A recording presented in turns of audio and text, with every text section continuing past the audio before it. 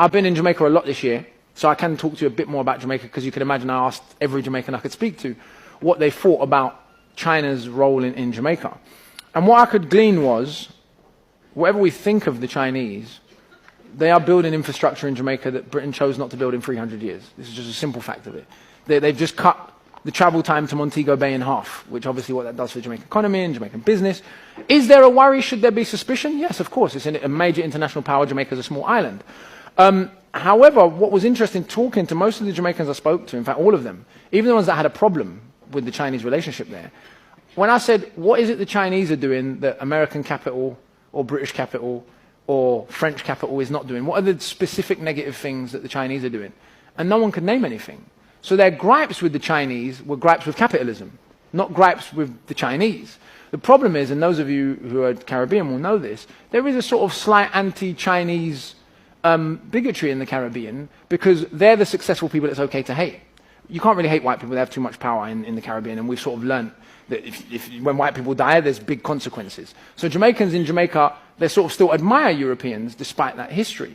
And there is this suspicion of the Chinese, and that's not to say that there is not valid reasons to be concerned. I'm just saying the suspicion is a suspicion rooted in their Chineseness, not rooted in the actual behaviors. One other example I'll give you.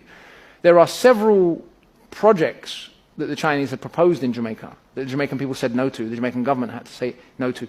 The Jamaican government then said no to the Chinese. What was the Chinese response? Was it to send the CIA in? And was it to overthrow the Jamaican democracy? Was it to cut off aid to Jamaica?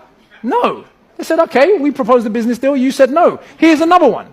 So, what I would put to people, and I can't say that this is the case in Africa because the power dynamics may be completely different. In the case of Jamaica, if the Jamaican government does not negotiate in the best interest of the Jamaican people, whose fault is that?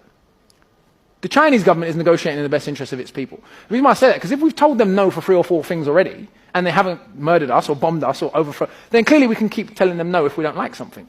My fear, genuine fear, is that some of the crooked politicians in Jamaica will embezzle some of the money coming from China and then say, hey, look, the evil Chinese did it. I genuinely fear that as a possibility also. So I think we have to be, this is a situation that we have to manage very, very carefully, because there is an opportunity for the Caribbean at least to parlay a relationship with China slightly to its best interest. That does not mean China is on a charity project. That does not mean China does not have human rights abuses at home. That does not mean that China is there because they love Jamaican people. They're there to make money and do business. The question is, can Jamaica or other countries parlay their relationship with China to their benefit?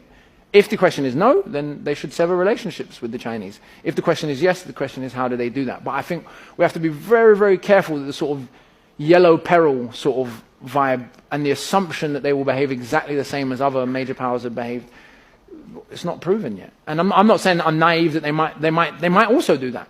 But I don't think it's intelligent to approach that relationship, as I see a lot of people doing, with the assumption that it will be identical to relationships with other major powers in the region. Happy to be proved wrong, happy to learn more, but that was my assessment from talking to...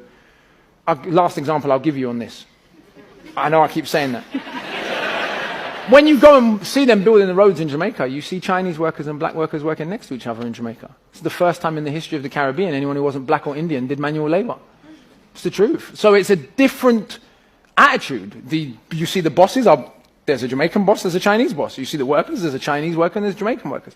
Doesn't mean it's perfect. It's in no means perfect, but no country develops perfectly. So I think I have a bit more of a nuanced view of the Chinese, probably just because I'm biased as well. Part of it, the relationship, Jamaica's particular relationship with Britain and America has been so negative that I just don't want to allow that baggage to allow me to approach a new country that way. But Jamaicans in Jamaica may see it quite differently. There's people on both sides. Lots of people are like, I'm making loads of money out of the Chinese, so it's wonderful. Lots of people are like Bounty Killer criticized them recently, they're taking over the country, all this kind of stuff. But foreigners own most of Jamaica anyway. So when we say the Chinese are taking over, who are they taking over from? They're not taking over from Jamaicans, because Jamaicans don't own the country. So there were already foreigners owning. So what we're really complaining about is Chinese capital replacing American, Canadian, or British capital. But we never said the Americans were taking over, even though we pay 140% of our GDP to the IMF in some years.